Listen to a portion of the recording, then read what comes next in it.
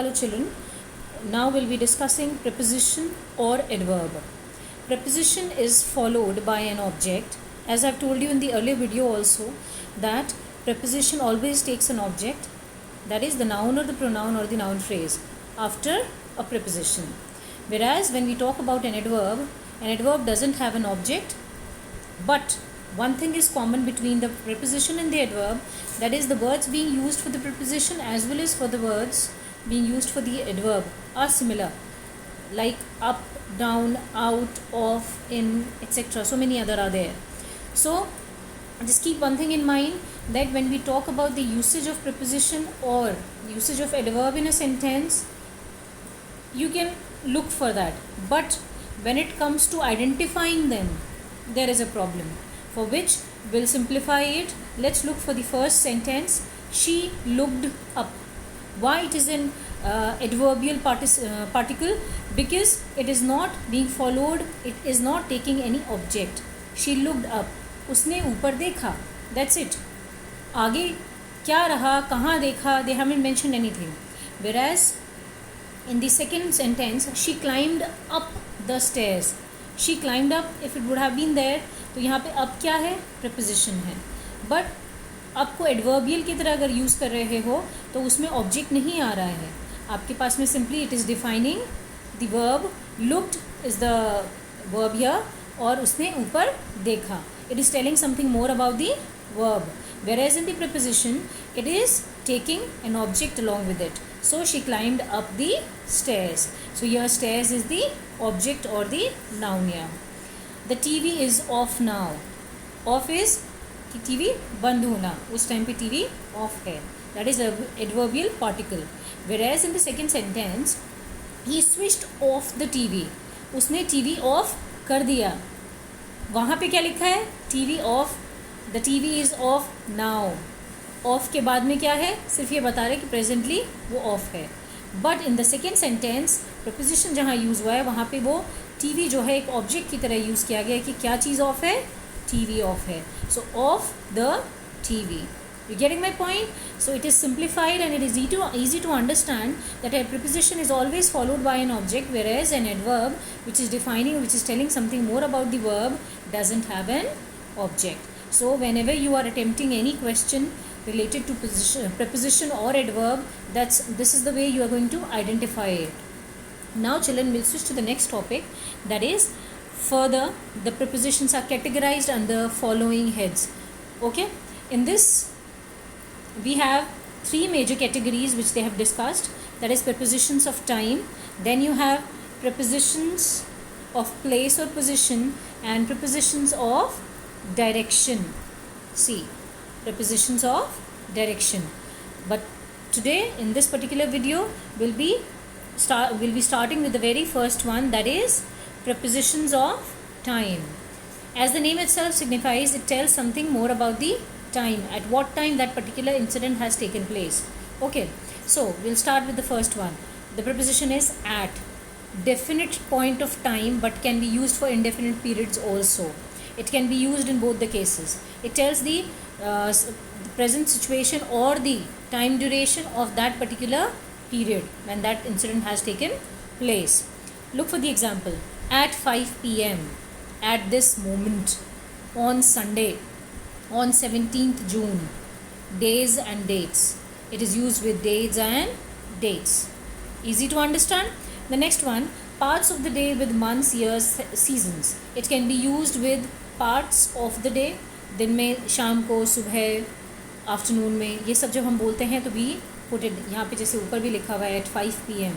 So that is a part of the day. Even that is the time being specified. Whereas अगर हम बोलेंगे in the afternoon जैसे अपन बोलते हैं, तो यहाँ पे आपने टाइम डिफाइन कर रहे हो at 5 p.m. in the afternoon भी बोल सकते हैं, पर यहाँ पे हमें यूसेज किसका दिखाना है, at का दिखाना है. So in the evening, in 1942, in half an hour denotes future time. So हमने यहाँ पे तीन उनका prepositions का differently यूज़ करते हुए देखा है. कौन सा? at, on, in. At specific point of time, at this moment. In the second example, on Sunday, on 17th June. किसी मंथ का स्पेसिफिक डे की या डेट की बात हो रही है। Whereas in the third scenario उस ड्यूरेशन की बात हो रही है, उस दिन में कौन से वाले टाइम, दैट इज़ इवनिंग में कि आफ्टरनून में, उसके बारे में बात हो रही है। In 1942 you are talking about the year, in half an hour denotes future time.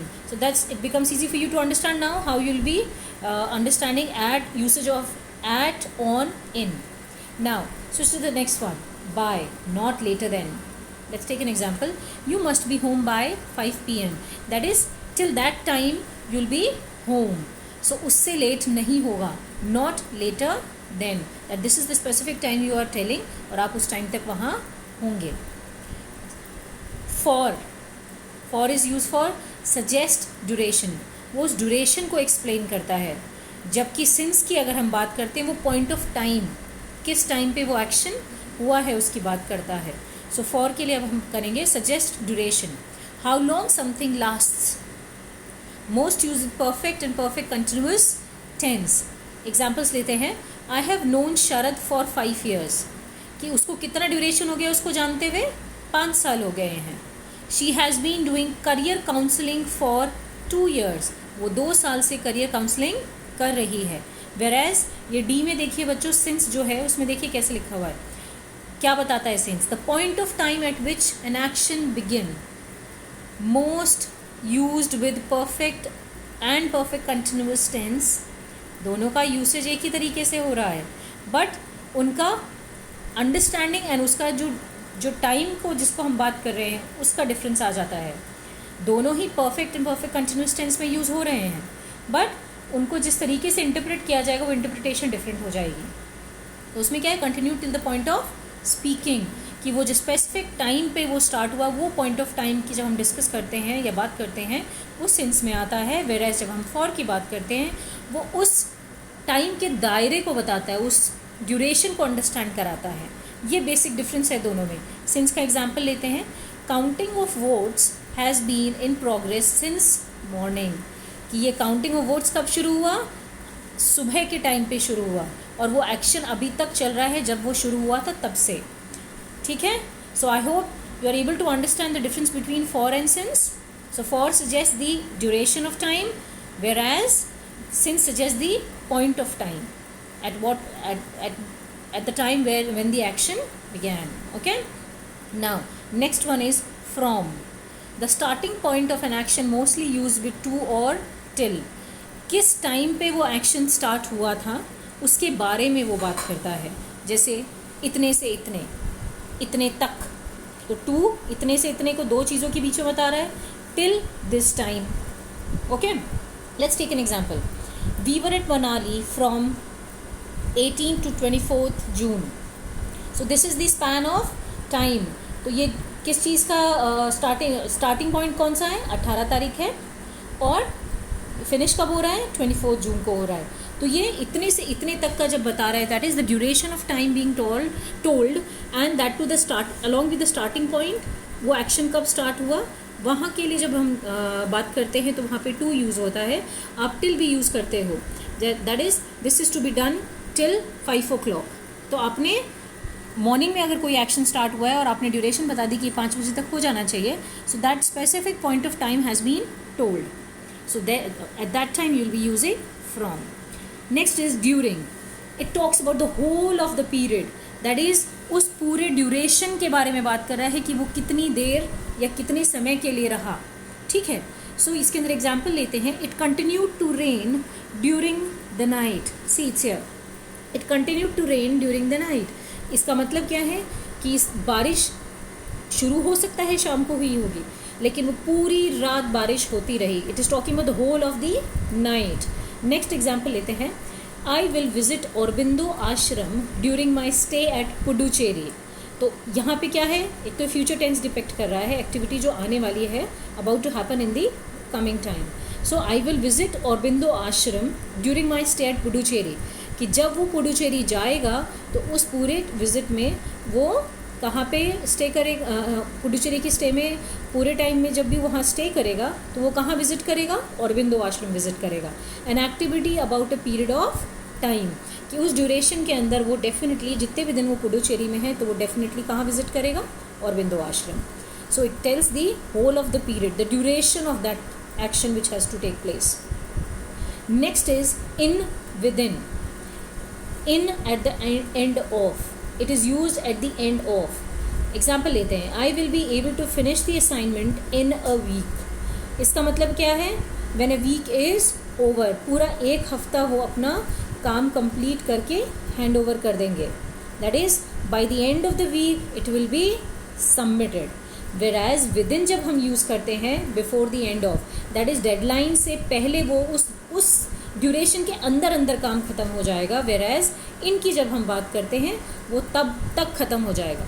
Okay, so within का एग्जाम्पल लेते हैं. I will be able to finish the assignment within a week, that it will take around week. वो पहले भी ख़त्म हो सकता है, लेकिन ये पक्का है कि उस within that week that thing will be over, before a week is over. Okay, next है आपका until और by. There are two. We will be talking about the usage of until and by. Until, action continues up to a certain moment. Example पहले discuss करेंगे, उसके बाद मैं इसको explain करूँगी. Please wait here until I come back. इसका मतलब क्या है कि एक्शन तब तक चलता रहेगा, उस सर्टन पॉइंट ऑफ टाइम तक चलेगा जब तक कि वो कंप्लीट नहीं हो जाता. जैसे please wait here until I come back, कि उस पर्सन को वहाँ पे तब तक रुकना पड़ेगा जब तक the other person doesn't come back. So the action will get over the moment the person will come back. So that person has to wait till that time. So action continues up to a certain moment, and that certain moment is the moment he'll be back, the action will be complete. Whereas when we talk about by, in by action will happen at or before a certain future moment. Example लेते हैं, I will return your camera by Saturday evening. I will return your camera by Saturday evening. तो इन्होंने क्या इसमें बताया है कि या तो मैं आपको सैटरडे को इवनिंग में दे दूँगा या उससे पहले दे दूँगा, but that will happen by Saturday evening, उससे लेट नहीं होगा. देखिए ऊपर क्या लिखा है, action will happen at or before a certain future moment. That day or date hasn't come yet, but the deadline has been set, और वो उस टाइम तक या उसके पहले पहले वो चीज़ ख़त्म होके कंप्लीट हो जाएगी. But it talks about the future moment. Thank you children. In the next video we'll be talking about prepositions of place or position.